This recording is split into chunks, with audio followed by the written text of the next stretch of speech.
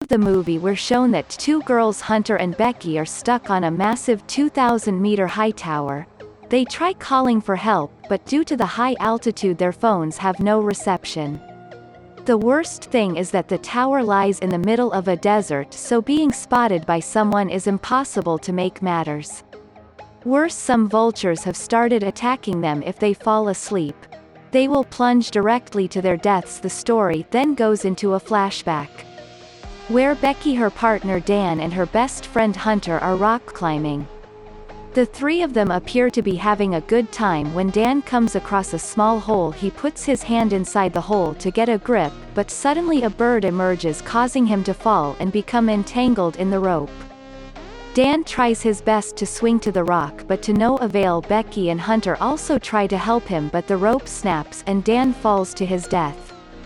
The scene then shifts to 51 weeks later, and Becky is still haunted by the incident.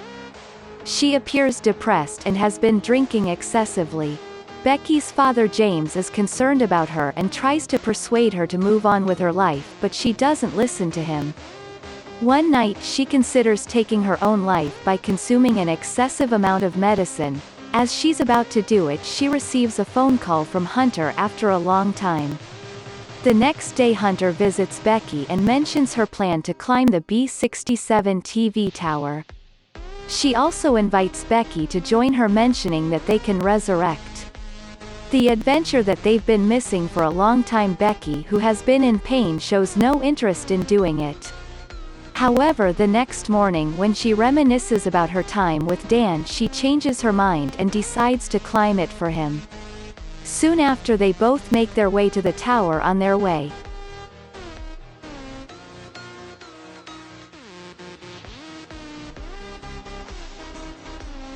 Becky notices some old photos of Hunter on her phone.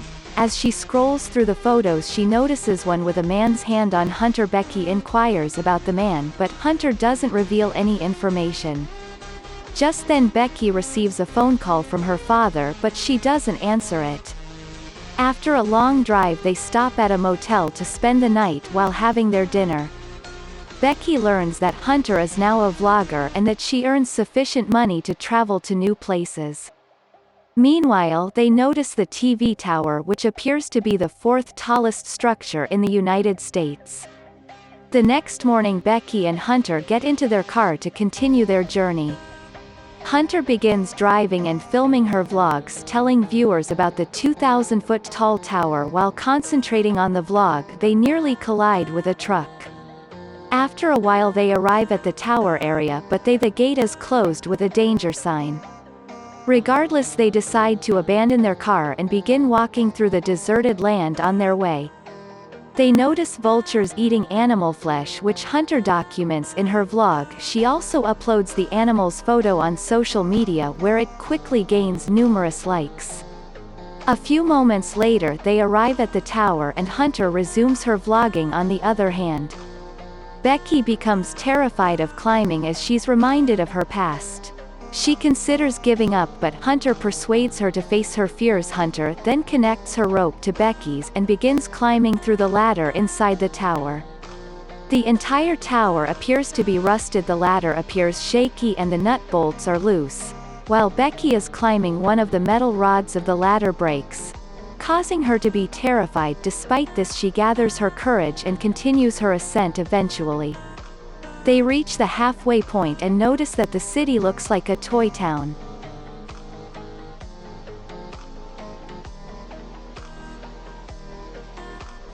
They take a brief break, drink some water, and then resume their ascent. After some time they complete climbing 1,800 feet and now only have to climb the remaining 200 feet from the ladder outside the tower. Becky is terrified by the wind height and rusted condition of the tower.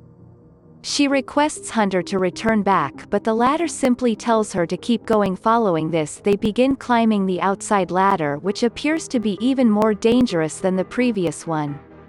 Soon after, they notice discs on their way and have to make their way from the side of the ladder.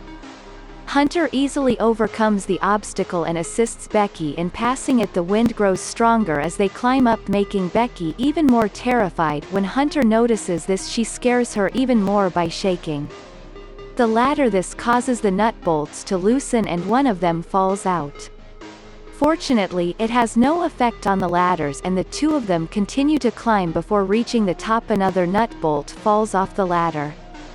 Finally they reach the peak and begin taking photographs and videos. Still, Hunter is not content, so she grabs her drone to get better shots. Soon after, she hands over the control of the drone to Becky and hangs herself from the ledge in order to gain popularity. She then climbs back up and instructs Becky to do the same. When the latter hears this, she is taken aback and refuses to do it. However, Hunter persuades her, claiming that it's the only way for her to overcome her fear. Becky then takes Hunter's hand in hers and slowly hangs herself from the tower's ledge.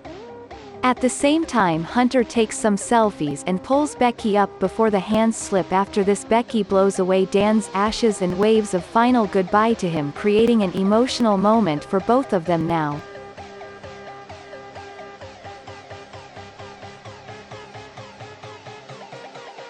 They decide to return, so they attach their harnesses and Becky goes first, but as soon as she climbs down, the ladder breaks, causing her to fall. Fortunately, Hunter grabs the rope and manages to pull Becky up. After the near-death experience, they both laugh like maniacs. However, their laughter quickly fades away when they notice that the ladders are no longer there. Check their phone, but it has no signal. They also notice that their bag containing water and supplies has fallen on the disc in the tower. They discover binoculars and a flare gun, but they are useless. As a result, Becky panics, but Hunter calms her down by saying that the sound of the ladder falling must have been heard by someone.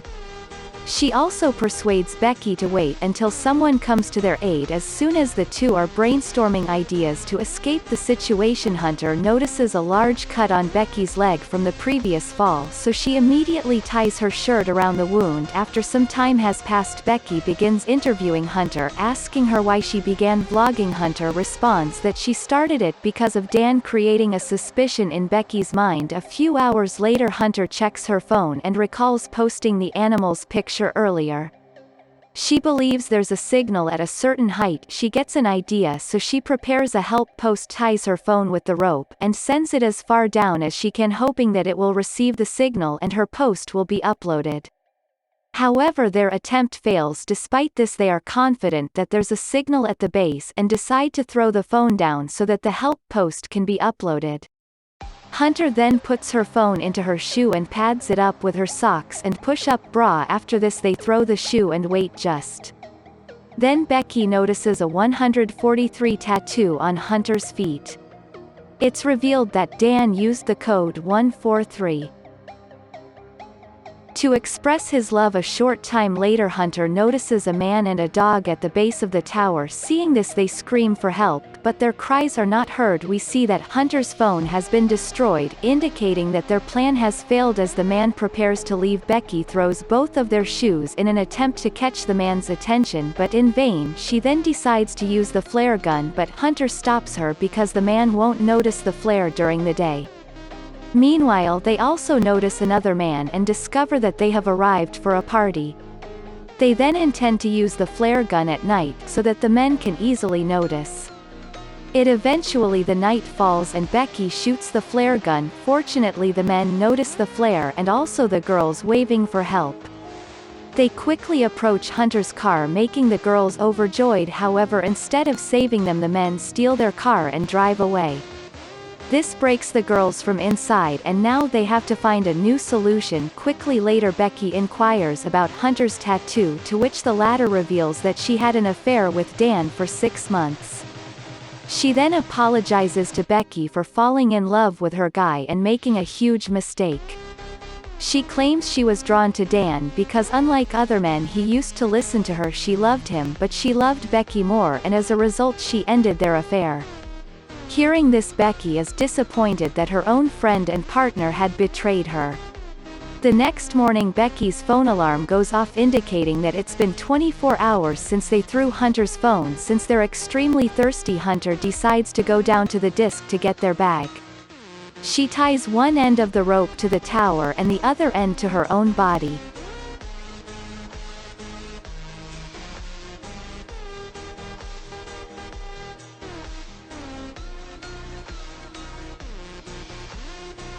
She then descends all the way down but is still unable to reach the disc. Now with no options left, Hunter opens her harness, hangs on the rope with one hand and swings to the disc.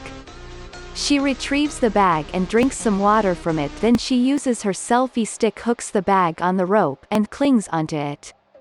After this, Becky pulls the rope while Hunter climbs up. She's about to reach the top, but her hands slip and she falls. Becky's heartbeat stops, and when she looks down she's relieved to see Hunter still holding on to the bag.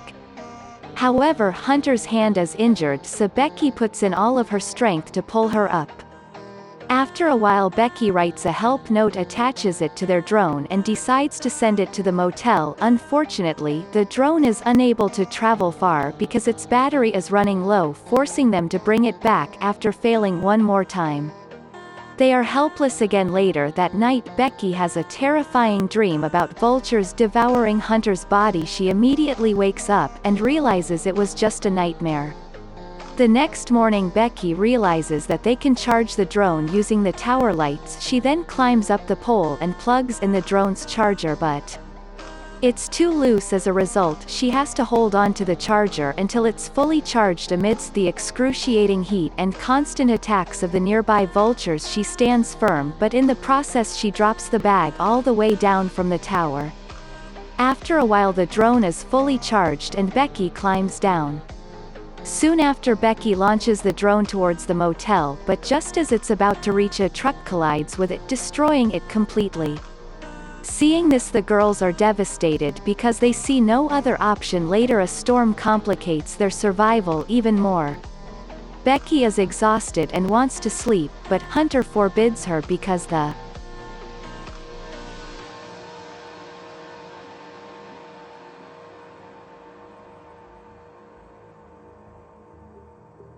vultures might attack her. Becky then asks for Hunter's shoe to throw her phone down one more time.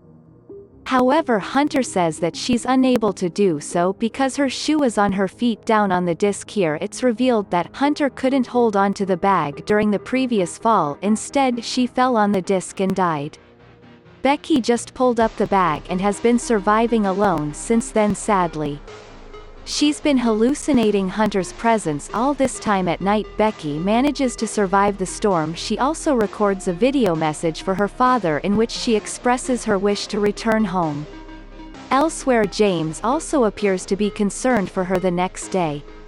The vulture notices Becky's defenselessness and begins eating her wounds. At the same time, Becky holds the vulture and strikes its head against the metal surface, killing it.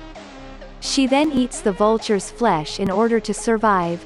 Upon generating some energy in her body, she ties herself with the rope and jumps down on the disc where Hunter's body is lying. Following this, she sends a message to James and places her phone in Hunter's shoe. This time, she puts the shoe inside Hunter's body and throws it down.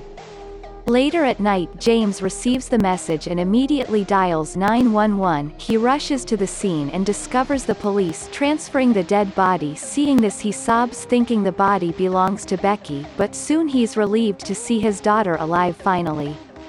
The father and daughter reunite, creating an emotional moment.